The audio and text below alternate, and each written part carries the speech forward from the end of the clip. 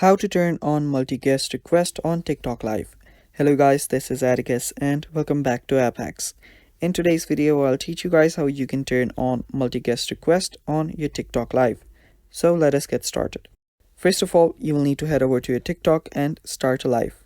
So open up your TikTok, tap on the plus icon on the bottom and start a live. Now you will see the go live option, tap on go live.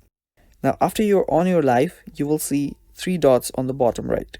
Tap on the three dots and you'll get to the settings. As you can see, it will say no guest requests yet. Now what you need to do is tap on the gear icon on the top right, and after you tap on it, you will see the settings. Now you will see allow requests from viewers.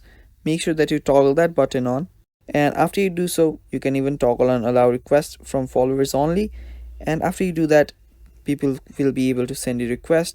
And that is basically how you turn on multi-guest request on TikTok Live.